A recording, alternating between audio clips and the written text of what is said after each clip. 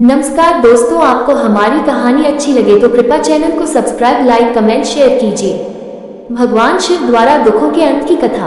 प्राचीन समय की बात है। हिमालय के पवित्र पर्वतों के बीच स्थित कैलाश पर्वत पर भगवान शिव अपनी अर्धांगिनी माता पार्वती के साथ विराजमान थे।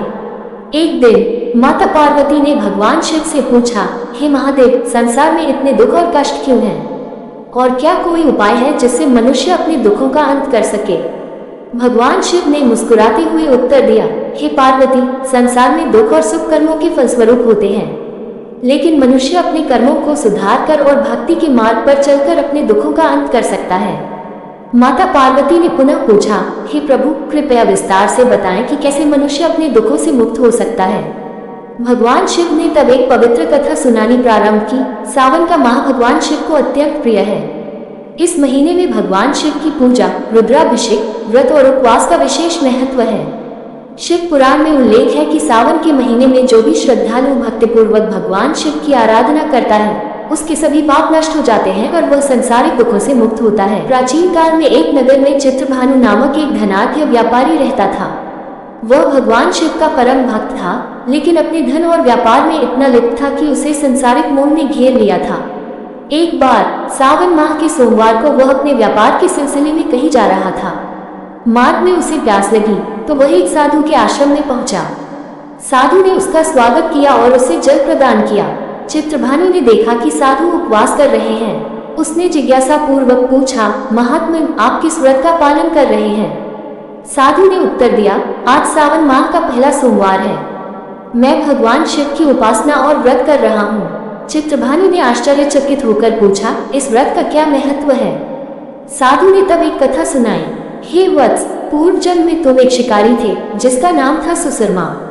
तुम जीविका के लिए वन्य प्राणियों का शिकार किया करते थे।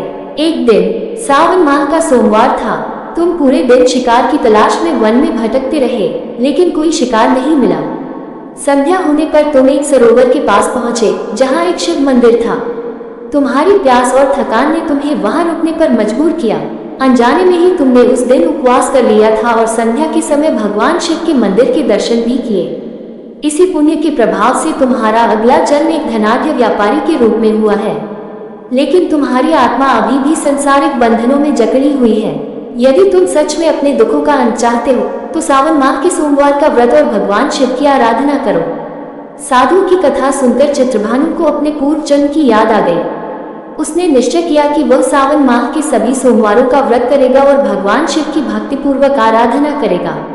उसने अपने धन का उपयोग धर्मार्थ कार्यों में करना प्रारंभ किया और निर्धनों की सहायता की।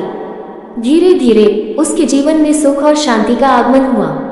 उसके सभी दुख दूर हो गए और वह संसारिक मोह से मुक्त होकर भगवान शिव की कृपा प्राप्त करने में सफल हुआ। कथा समाप्त कर भगवान शिव ने माता पार्वती से कहा, हे देवी, सावन माह में श्रद्धापूर्वक मेरी आराधना करने से मनुष्य के सभी दुखों का अंत होता है।